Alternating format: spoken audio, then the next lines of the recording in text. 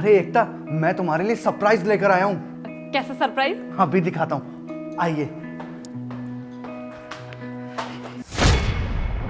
ये देखो, ये मेरे पापा हैं और ये आज से यहीं रहेंगे। अरे इन्हें दूर करो, इन्हें देख के मुझे डर लग रहा है। ये तुम कैसी बातें कर रही हो? ये मेरे पापा हैं, तुम्हारा दिमाग तो ठीक है और तुम इनसे इस तरीके से बात कर रही हो? आर्यन देखो, मुझे इन्हें देख के डर लग रहा है। इन्हें देख के मुझे ऐसा लग रहा है कि ये मुझे काट लेंगे। बदतमीज, चुप कर। ये कोई काटने को नहीं हो रहे हैं, ये मेरे पापा हैं और इनसे तुम ऐसे बात मत करो।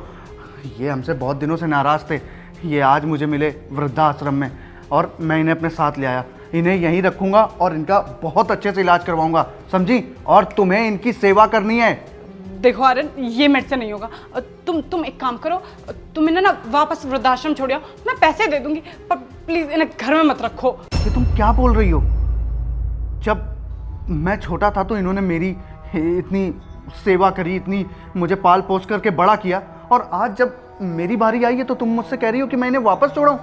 देखो आर्यन, तुम समझ क्यों नहीं रहे हो? मैं ऑफिस का काम करती हूँ। अगर ये हमारे साथ घर में रहेंगे तो इनके मुझे 4 बार कपड़े चेंज करने पड़ेंगे, इनकी पोटी वोटी सब साफ करनी पड़ेगी। मेरे से नहीं हो पाएगा, ये मेरे पे बोझ बन जाएंगे। इन्होंने बचपन से लेकर के आज तक मुझे पाल पोस के बड़ा किया, और जब मेरा वक्त आया कि इनकी सेवा करूं, इनके साथ रहूं, समय बिताऊं, तब तुम कह रही हो ये बोझ बनेंगे। ये कहीं नहीं जाएंगे, ये यहीं रहेंगे और मैं इनका अच्छे से अच्छे तरीके से इलाज करवाऊंगा। देखो आर्यन, समझने की कोशिश करो। तुम समझो कि मेरे पे ऑफिस का काम होता है, तुम्हें इन्हें छोड़ के आना पड़ेगा, मैं नहीं संभाल पाऊंगी। देखो बहुत हुआ, मुझे कुछ नहीं सुनना। पापा आप अंदर आओ, इसका घर नहीं है ये।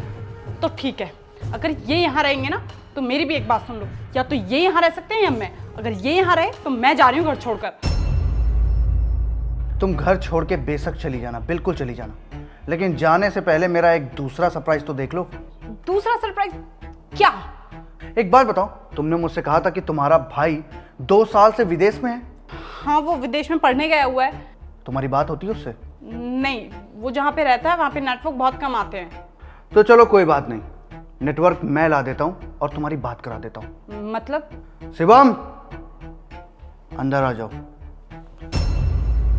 आओ।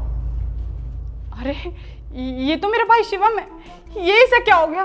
कैसा हो गया मेरा भाई? इसे भी लकवा मारा हुआ है। मेरे पिता और शिवम एक ही फैक्ट्री में काम करते थे। इन दोनों को वहाँ पे करंट लगने की वजह से लकवा मार गया। लकवा? तुम एक काम करो, इसे अंदर लेके आओ।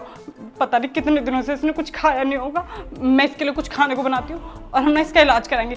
तुम इसे अंदर लेके आओ। भाई तू अंदर। नहीं नहीं नहीं, ये अंदर कैसे आ सकता है? इसको तो लकवा मारा हुआ है। ये तो कितना डरावना दिख रहा है, ये तो काटने को हो रहा है ना। जब मेरे पिता थे तब तुम्हें नहीं समझ आया कि उन्होंने कितने दिन से नहीं खाया होगा। अब जब अपना भाई आया तो तुम्हें समझ आ रहा है। इसका तुम इलाज करवाओगी, इसे खाने को दोगी? आर्यन मुझे माफ कर दो। जब मुझ पे बीती तो मुझे समझ में आया कि तुम पर क्या गुजर रही होगी तुम्हारे पिताजी को लेके। प्लीज मुझे माफ कर दो और तुम दोनों को अंदर ले आओ। मैं दोनों का इलाज भी करूंगी और दोनों की सेवा भी करूंगी। इसीलिए कहते हैं जिसकी कटती है बस वही समझ सकता है। खैर, मैं तो इन दोनों को यहाँ पे इलाज और रखने के लिए लेके आया हूँ। भाई अंदर चलो।